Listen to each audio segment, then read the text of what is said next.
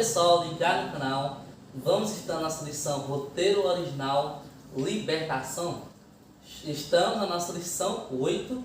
Estamos aí praticamente na metade, da nossa lição da Esperança Batida do quarto trimestre de 2024. Mas temos muitas lições espirituais pela frente. E hoje é um dia desse. Então não perca tempo. Se você não é inscrito, se inscreve no nosso canal.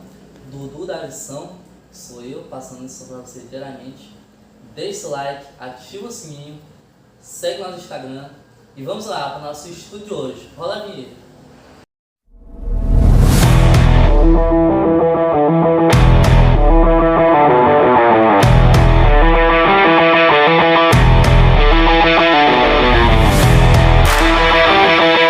Hoje, domingo, dia 17 de novembro, dia nosso roteiro original.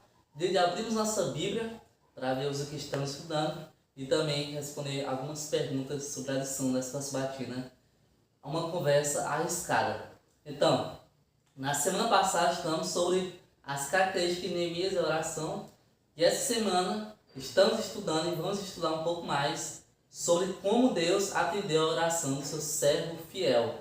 Então, como você vai fazer isso?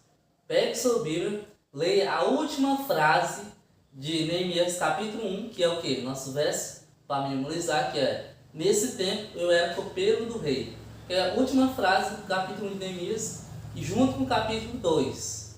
Leia aí para você entender sobre o que estamos estudando. E tudo isso aí, vamos para nossas perguntas de hoje. Quadro de perguntas. Primeira pergunta, seguinte: sublinhe, faça você sublinhar na Bíblia as palavras e frases principais na passagem. Sublinhe aí, que você achou mais interessante, se você já leu o capítulo, e diga por que você acha que elas são importantes. Por que Neemias capítulo 2 é importante para a história? Pois é a partir daí, a partir da conversa entre Neemias e o rei Artaxerxes, que começa o plano para a elaboração da reconstrução dos muros de Jerusalém. Foi essa conversa que influenciou, e o modo como Neemias falou com o rei, influenciou diretamente a história. É igual a história de Esther. A forma que Esther falou com o rei influenciou no futuro. Assim como Neemias falou com o rei, vai influenciar no futuro, como a gente está daqui à frente.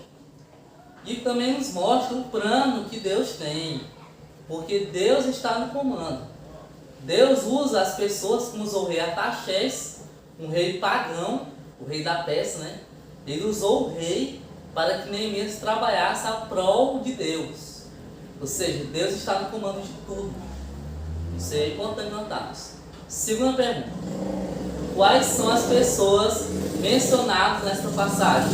Quem são elas e que contribuição deram para a história? O principal personagem é Neemias, Neemias foi responsável pela oração, por clamar a Deus para que ele mesmo possa fazer algo.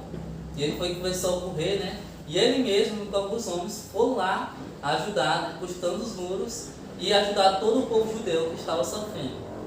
Também temos o rei Artaxerxes, que foi responsável, usado por Deus, para disponibilizar que Neemias fosse ajudar o povo. Ele foi usado por Deus. E também teve alguns personagens, eles são mais para fora, que é Sambalate e Tobias, que eles tentaram assim desanimar, o povo e Neemias de fazer o que do certo que é Deus. Como nós sabemos, existem muitas pessoas que tentam nos desanimar, tentam nos tirar do foco, como Sambalate e Tobias fizeram. Está no capítulo 2 de Neemias. Terceira pergunta: as atitudes de Neemias revelam que qualidade de caráter. Essas atitudes de Neemias revelam o quê? Primeiro, confiança em Deus. Ele confiou em Deus por meio da oração, ele pediu a Deus para que ele fosse e esperou a hora certa de agir.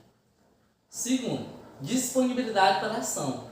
Ele se disponibilizou para ir à ação, para ajudar o povo, para reconstruir os muros, para fortalecer as muralhas de Jerusalém. Ele se disponibilizou. Ele teve responsabilidade, ele teve perseverança. Ele se responsabilizou por tudo e também perseverou. Não foi fácil, pelo contrário, foi difícil. Largar o seu aconchego, largar o seu conforto, sair na meio da estrada, que é muito longe, né? Da Pérsia lá até a Jerusalém.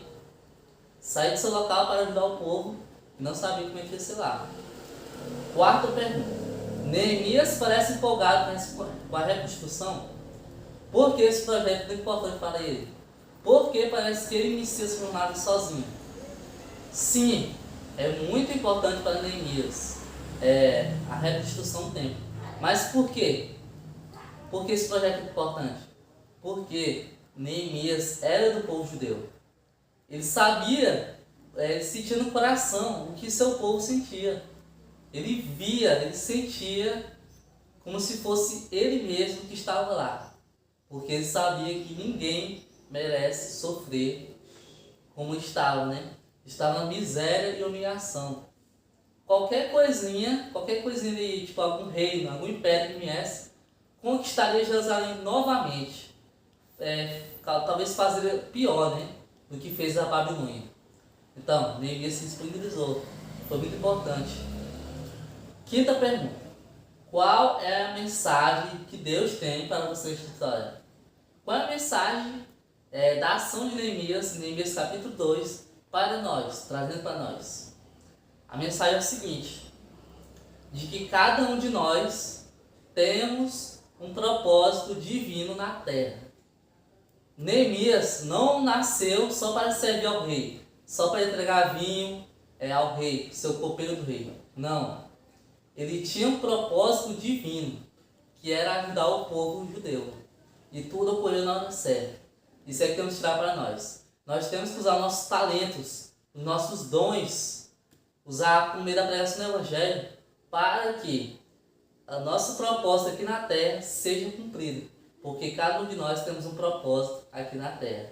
Não um propósito material, um propósito divino de Deus que tem para cada um de nós. E com isso aí finalizamos a nossa lição de hoje, domingo, e vamos com a nossa oração. Senhor, pedir oração que vamos usar nossos talentos, nossos dons, para termos uma responsabilidade, termos um compromisso aqui nessa terra, um compromisso com o Senhor. Que venhamos colocar isso no nosso coração. Eu peço e agradeço, em nome do Senhor Jesus. Amém.